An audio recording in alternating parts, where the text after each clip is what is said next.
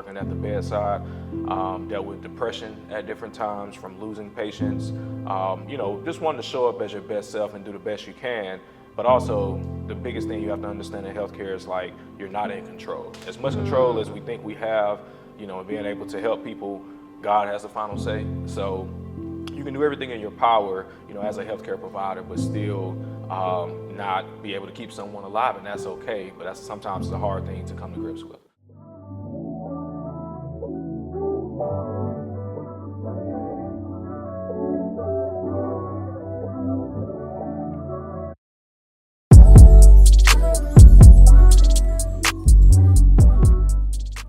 I'm super excited for this guest today, y'all. If you're a nurse, a respiratory therapist, an MD, an aspiring healthcare worker, you need to tap in with this episode. Most of y'all may or may not know that I am a registered nurse, and here with me today, I have a respiratory therapist and real estate entrepreneur, Carl Hall, that is making a huge impact in his life and community, and he's here to tell his story today. So welcome him to the show. Thank you so much for being here. Thank you. Thank you for having me on the show. I appreciate it. I'm super excited to have you today.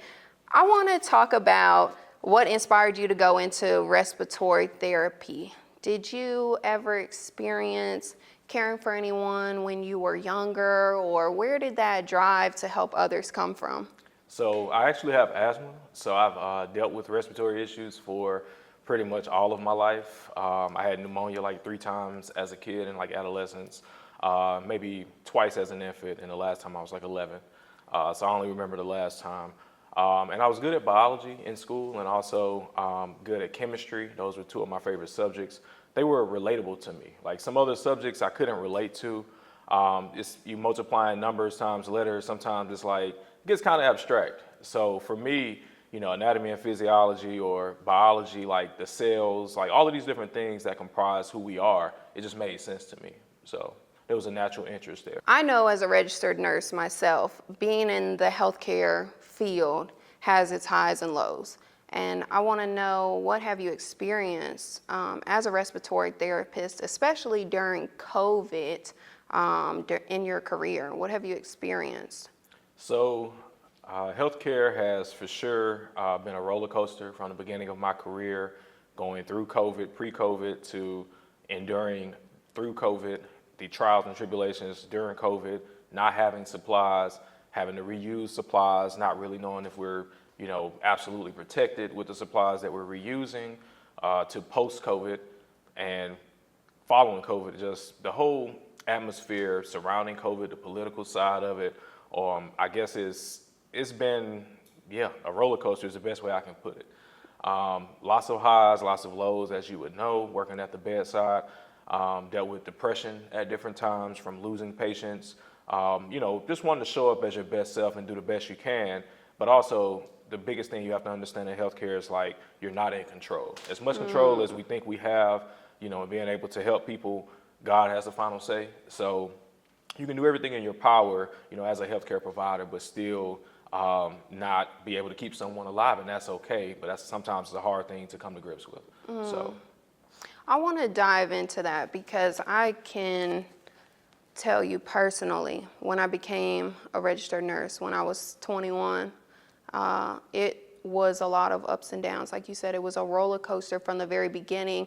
I don't know if you can attest to it, but I was very naive when I was in nursing school. I thought that I was going to change the world, that I was going to help all of these people, and the healthcare system is not designed that way. And though we do our best, we falter a lot, not by our own fault, but just because, like you said, lack of supplies and God being the last say. Like, we can do all that we can, but if it's someone's time, it's someone's time. And I think that when I got into it, I didn't know what to do with all of those emotions. Being young and seeing people die and pass away and pouring everything into them at the bedside, that was so hard. That was so hard. And going through COVID, I worked at the peak of COVID, and I traveled Did you travel? I did. I left Yeah. my full-time role and traveled for like a year, Yeah. and it was a very interesting experience. For sure, the hardest I've worked. Emotional toll on me was significant. So it definitely took some time to kind of bounce back from that, and I'm pretty sure it accelerated the burnout. So yeah, for sure. Yeah, I definitely have experienced the burnout as well. I know what working through COVID was like for me, and you talk about the mental toll that it took on you. I want to take a moment and talk about that and share what you experienced mentally with others, because there's so many people on the other side of this camera that have been in the same position as us going through COVID as a healthcare provider, and they need to know that they're not alone in that space that they experience. So dive into your experience with mental health and how you came through that. Absolutely. So for me, it was a day-by-day thing, to be honest, much like for everybody else in the world. We were getting information on a day-by-day basis, so things were changing in the hospital on a daily basis. In the hospital, things can change at the flip of a switch, so they can change very quickly. So the mental part of it, typically how I deal with these things is I kind of compartmentalize, and the problem is, well, the good thing is that I'm good at it. The problem is that I'm also good at it. So when you compartmentalize so much, things can build up, and over time they can take a toll, and that, like I said before, adds to the burnout. Another thing that accelerated the burnout was just consistently being extremely busy. Like I just remember so many days, and of course, this is a pandemic. It's a worldwide issue. It's a national health, worldwide health emergency. But still, the level of strain in which you want to be in 3 to 4 different places at the same time, and it's impossible. Like I literally could not be everywhere I was needed at the same time, and that was rough. I mean, just having to face the fact of like I have to prioritize whose health is more important in this particular situation. It's a tough decision. It's a tough thing to, deal with and go home, because it's like, who am I to make that decision? But at the same time, I had to make that decision. I had no choice because I couldn't clone myself. So, and we were short-staffed naturally. During COVID, we found out, I think it was CNBC, we found out there was 155,000 respiratory therapists in the U.S., which may not seem like a terribly low number, but there's like 50 million people, 370 million people here. So, we were very strained, is the least I could say when it comes to that. So how I dealt with it was just pretty much taking it one day at a time. Had to keep in mind that I can only do what I can do. Serenity's prayer is something that's guided me as well, just to make sure that I, have some form of peace that I take home every night. So, and it was very, frustrating because I couldn't help all the people that needed to be helped in the timing that they needed to be helped. So it's a very frustrating experience. It was a lot, for sure. It was a lot. Whirlwind of emotions. Yeah, So. I can definitely agree to that. And I too understand what it's like to have to prioritize someone else over someone else. That's such a hard decision to make, especially when you get in this field and you really care about people, not people that just think that they're going to get into it because they're going to make money, or that it's going to be, the great career and Right. for the stability. When people get into it because they are in for the service of others, it's so hard to make that decision. It's so hard to choose. Well, hey, this person is sicker than you, but like you're sick too, Right. and so that's such a hard place to be in. What do you feel like has like changed you forever? Like your mindset, what has changed forever since experiencing that? One big thing is I've realized like you have to seize the day, anything that you want to do in life. And I knew it before COVID, but I think COVID just reinforced what I already knew. The profession within itself, I think I learned at a very early point in the career. I've been practicing 12 years, but I learned very early on that life is fragile. And so if there's something that you want to do in life, you have to go after it. You only have one time to live, and I mean, tomorrow's not guaranteed. So, you have to take, in my opinion, you have to take risk. And that's something I keep in mind as I go out and take risk on the entrepreneurship side as well. So. Yeah, I want to talk about your entrepreneurship. What inspired you, or what caused the impact for you to want to get into entrepreneurship, specifically real estate? So honestly, I'm like a big kid. I can't sit still. I've never been able to sit still.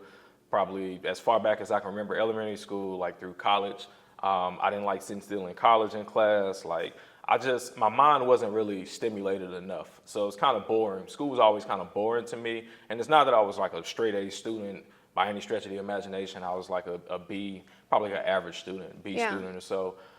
Even in college, I averaged like a 3.0, which was fine, but it was just boring. Like the format of sitting in the classroom is typically a monologue. My classes where I excelled and did a little bit better in terms of my interests, those were more of a dialogue, and it was more like being challenged to critically think. So, I tend to excel in situations where I have to think.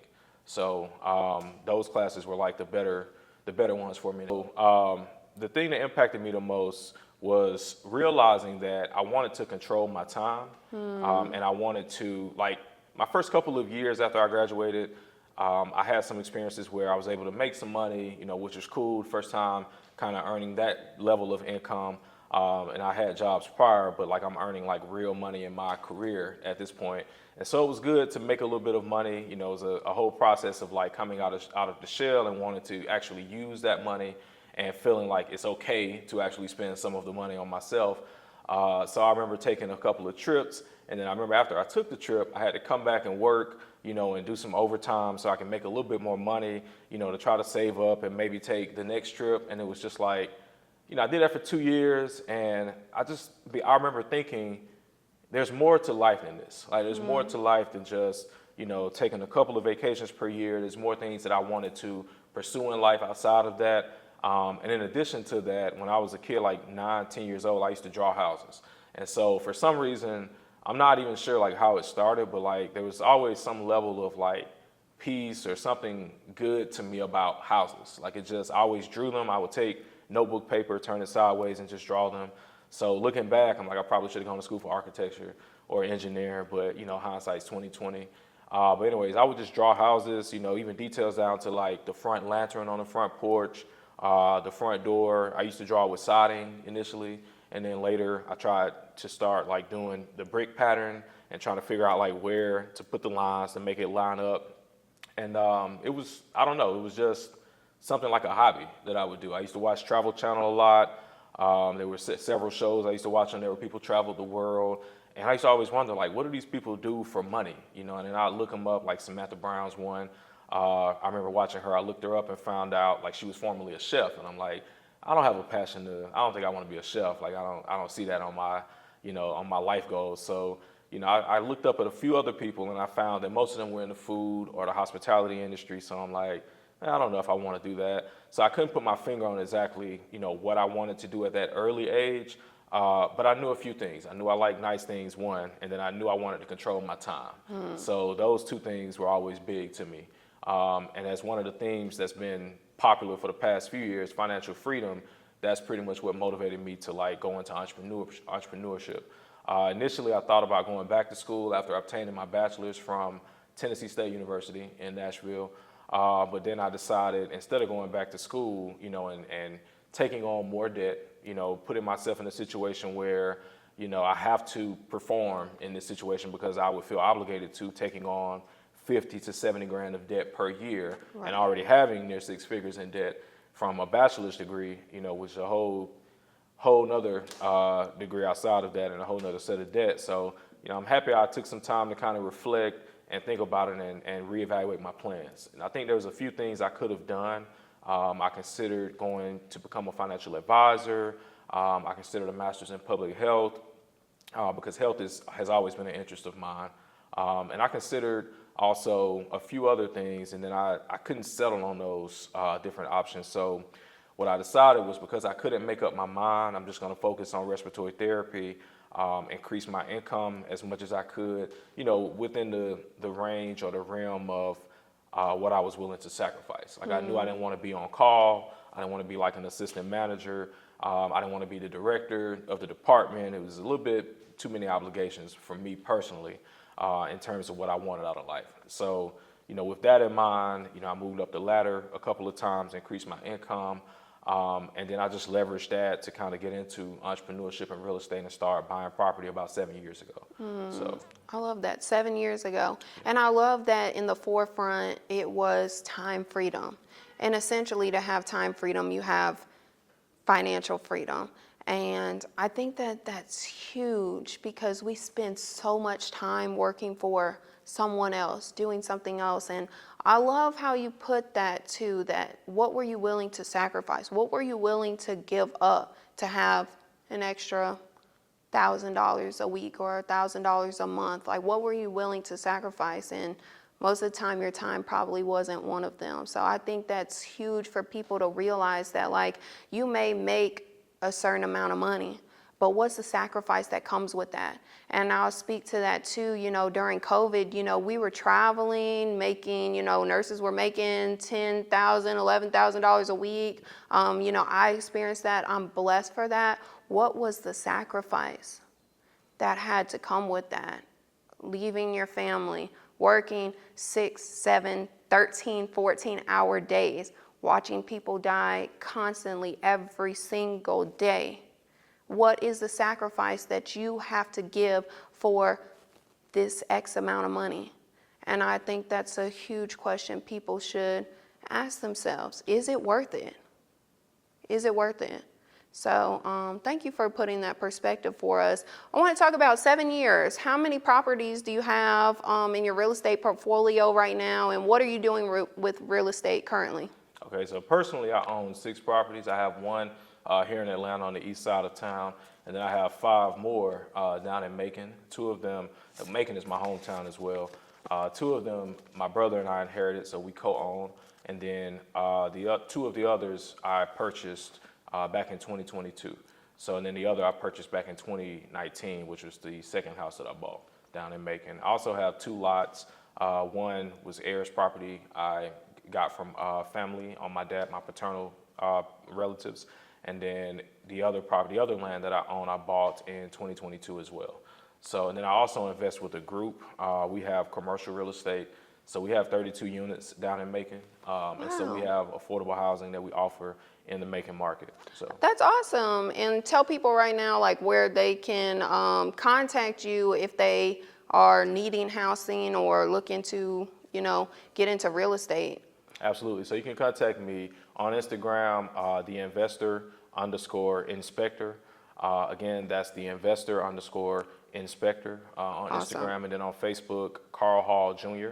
And then also you can go to my website, which is trustedvisionhomeinspections.com, and you can pretty much see what's going on with my company there. So That's I also awesome. offer home inspection services, and I'll do inspections from Warner Robins all the way up to Rome, Georgia, and I'll travel from Augusta to Columbus as well. That's So, awesome. I think that you're leveraging, the money that you've earned through your career so well and creating such a great life for yourself.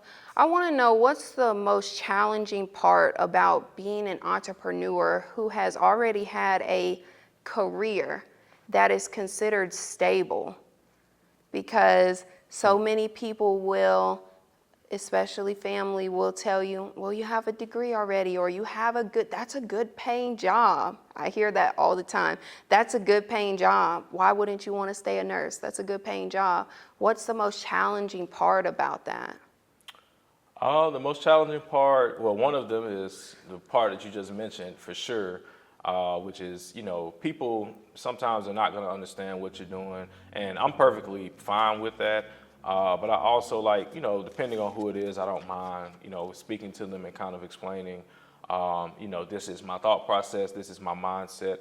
And it's a different mindset, and it's not for everybody. Yeah. And, everyone doesn't want the same things in life. Like, some people are like, well, hey, I'm okay working, 35 or 40 years, for a corporation, which is fine if that's what that's what someone would like to do. Me personally, I would like to work for myself and be on my own, kind of do my own thing and figure some things out. And I know I have something I can fall back on that's pretty legit. So for me, it's riskier for me to not strike out on my own than it is for me to stay in the hospital and wonder what could have happened. So I wouldn't want to die with the regret. So for me, if I can think about it, I can build it. So why not? That's so good. Taking the control and getting the power in your own hands. Are you a full-time entrepreneur? Not yet. So I will be full-time soon. So I'm still in the hospital. I work weekends, Fridays through Sundays, and this is year 12, going into what would be year 13. So I want to know, what is stopping you from taking that risk? What's stopping you from taking that leap? Do you experience self-doubt or, the what if I, take the leap of faith? What's the worst that's going to happen? Are you scared of the worst? No, I'm not scared of the worst. I actually have about 60 days. I'm on the clock right now until I take that leap. So, Wow, I'm actually about to take that leap. congratulations. Thank you. That is Thank so you. awesome. That's so awesome to know that you're going to take that leap. Absolutely. That is so good. Absolutely. It's going to be amazing. Yes. Absolutely. 12 years. You've put in 12 years caring for others. I want to know, before we go, caring for others and investing so much energy, especially in healthcare. What do you do currently to take care of your mental health after caring for people for so long? Absolutely. So I bike with a group called the Dopellers through Atlanta. So we meet up downtown and we follow the leader. We bike 15 to 20 miles through town. So I have a road bike. So I really enjoy that. It takes my mind off of everything else. I love music. I played in a marching band at Tennessee State University and marched snare drum from age 9 until 22, 23 years old. So I love music, listen to music to kind of take my mind off of things. I enjoy traveling. Haven't been traveling as much as of late because I've been planning to make some changes career-wise. Yeah. So lately I've been more so, budget conscious, very focused on putting all of my resources towards what my goals are for the time being. But after I leave, I do plan to take several trips. So I got some things mapped out. So I'm excited for you. Congratulations. Thank you. This is huge. Thank you. I appreciate it. I want you to tell everybody that is wanting to or is considering being more than what their degree is. Tell them advice that you would share with them for someone that wants to be more than what they've gone to school for. Absolutely. So one of the biggest things you can do is educate yourself, find literature that's relatable, that with people who are coming from a similar situation, and even some people that are coming from a different situation, because you can learn from others' experiences no matter what their background is. So that's the first thing. I listened to podcasts back in 2019. I set a goal to listen to one podcast episode every single day on real estate. So for me, it just became second nature to the point where I even stopped listening to music as much, and I wanted to hear a podcast about real estate. So I'm just learning on a consistent basis, pretty much always consuming something having to do with real estate. And that built my knowledge significantly. So I would recommend, just pretty much thoroughly immerse yourself in whatever the subject matter may be. Get into groups. I'm in a mastermind group called the FI Tribe, Financial Independence Tribe. And so we actually, all of us are real estate investors. All of us are trying to accomplish FIRE, financial independence, retire early, which is pretty much, retiring in less than the typical 40 or 50 years on a job. So get around people that are like-minded, network, put yourself out there, let people know what you're doing. I found all of my private money lenders that have helped me on projects at work. And all of them have offered me, money before, even at times when I was like, I'm not ready just yet, they were like, hey, let me know when you build it up to a certain point. I want to invest with you. Just because of the integrity, that I exhibit on my job, character.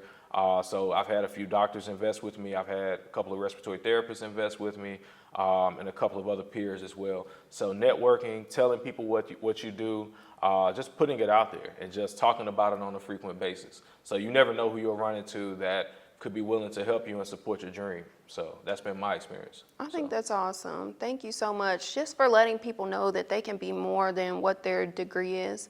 Even when people discourage them that this is stability, that maybe I don't want stability. Maybe I want the risk, Absolutely. And I think that, like you said, I feel like I'll gain more from taking this risk than staying where I'm at right now. And I think that's huge, and people need to hear that. So I appreciate you so much for letting us know that. And for Trusted Vision, I'm super excited for your leap that you're about to take and can't wait to see what you do next. Thank you. I appreciate the opportunity also. Awesome. Yes, I'm grateful for you to be here, and thank you. I appreciate you coming. Thank you. All right.